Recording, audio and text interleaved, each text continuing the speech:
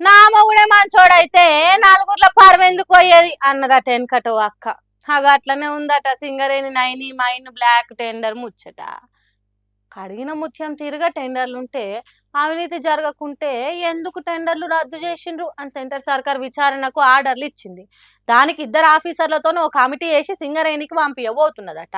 చూడుండ్రు ఎట్లున్నదో. హరీష్ రావు పట్టుబట్టి బట్టబయలు చేసినందుకు యోగి ఇప్పుడు అన్ని బయట పడబోతున్నాయి. నైని కోల్ బ్లాక్ టెండర్లు ఏ పద్ధతి ప్రకారం వేసిండ్రు, సైట్ విజిట్ సర్టిఫికేట్ కానూన్ ఎక్కడున్న దేశంలా, కొత్తగా మీరే ఎట్లా తీసుకొచ్చిండ్రు. సరే అంత మంచిగానే ఉంటే అవినీతే జరగకుంటే ఎందుకు వేసిన టెండర్లను రద్దు చేసిండ్రు అనే విచారణ రవ్వడిగా చేస్తారట. ఒకవేళ సెంటర్ సర్కారు ఉన్నది ఉన్నట్టు భాగవతం అంతా బయట పెడితే ఎవ్వల చేతులు దడిచినాయి, ఎంతెంత వంచుకున్నారు, దొంగలు ఉన్నారా దొరలే ఉన్నారా, అంత మంచిగా ఉంటే ఈ ఆగమైందనే ముచ్చట్లు మొత్తం కుల్లం కుల్ల బయటికి వస్తాయట. వాళ్ళు అంత మంచిగానే ఉంటే స్కాములు ఏం జరగకుంటే ఇంకింత మంచిదే కదా అని అంటుర్రట. సింగరేణి మీద పాయిరం ఉన్న తెలంగాణ పబ్లిక్ చూడాలి ఏం జరుగుతుందో. పాకాల చెర్ల 10 గుంజులు ఊపితే ఊగుతాయి, పీకితే రావు అన్నట్టే వేస్తున్నారట సిట్టు విచారణ.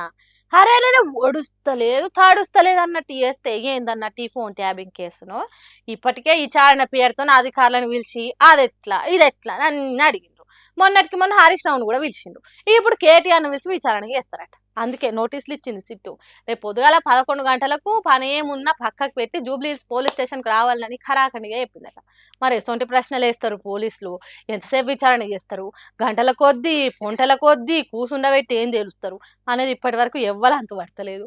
ఇక మాజీ మంత్రి కేటీఆర్ చిన్నగా ఏం సమాధానాలు ఇచ్చే బాపతి కాదు.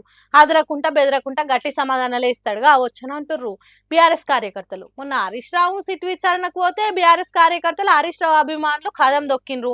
అట్లనే కేటీఆర్ విచారణకు కూడా విపరీతంగా వస్తారా, లేకుంటే పోలీసులు ముందే పసిగట్టి అంత కంట్రోల్ చేస్తారా, ఎంత బొబ్బ జరుగుతా అనేది ఆ రోజు తెలుస్తుంది. అయితే కాంగ్రెస్ సర్కార్ వచ్చి 2 ఏళ్లు దాటి 3వ ఏడులా అడుగు పెట్టిన ఫోన్ ట్యాపింగ్ కేసు మీద పోపు గింజంత ఆధారం బయట పెట్టలేదు.